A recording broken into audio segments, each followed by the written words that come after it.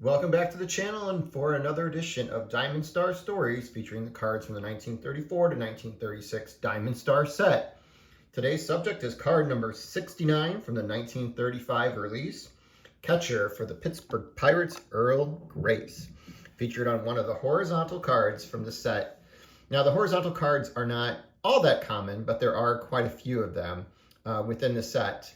More so during the 35 release than any other year. You'll see a lot more of the horizontal cards. I believe only during the 34 release do you see even one, which is the Frankie Frisch.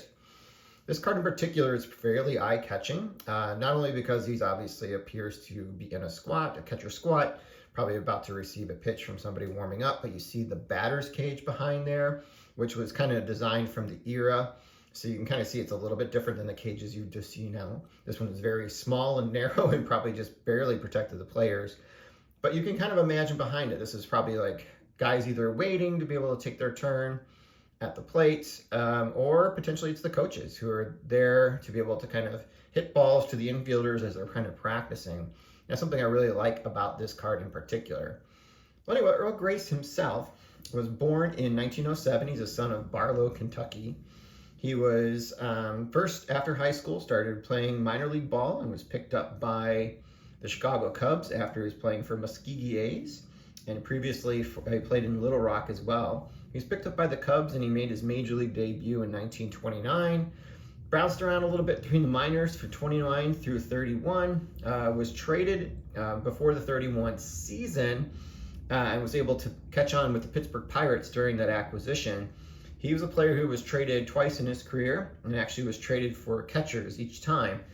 For the Pirates, he actually made a little bit of his name of himself, not necessarily for a hitter, but for his fielding.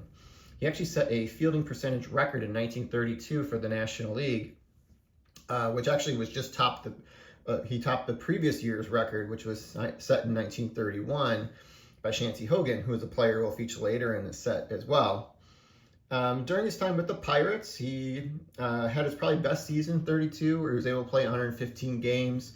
He was more or less a platoon catcher or a backup catcher for most of his career, but this is where he played the most during his career.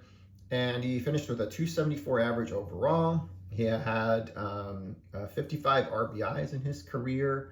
I'm sorry, his best season was 32, where he played 115 games with a 274 average and 55 RBIs for his career. He had a 4 WAR, 493 hits, 31 home runs, 251 RBIs, and a batting average of 263. After the 38th season, he had a time catching on. He was traded to the Phillies, and then the Phillies traded him to the Browns, but he never featured with the Browns. He was released and went on to play for the Minneapolis Millers for a few years till about 1940, and then actually joined the war effort during World War II, but he served as a coach for servicemen assigned to the Welsh Army Convalescent Center in Daytona Beach, Florida. So he didn't see any active duty as a result of his assignment. During that time, he stayed there through most of the war. After the war, he kind of was a little bit off the radar for the most part, kind of chose to have more of a silent life. For now and then he would actually come back and reconnect with players at some of the old-timers games and things like that, but that was about it. He didn't return to any sort of Major League Baseball capacity. He died at the age, or he died in 1980, so he would have been about 73 at the time. He had been in bad health for many years because he had a lot of series of heart attacks that were part of his congestive heart failure, which eventually took his life. He finished his life in Phoenix, Arizona. He definitely had a family during his time. He was actually married in 1941 actually, on Christmas Day. During that time period, it actually went on to have children, and the children obviously kind of mentioned his dad kind of to himself, but was very friendly. Didn't really kind of want the public spotlight at the end of his Major League Baseball career. But here he is captured. He doesn't have a lot of cards, and all the cards he does have are during the middle of the 30s. I think he's got one Gowdy. I think it's the 34.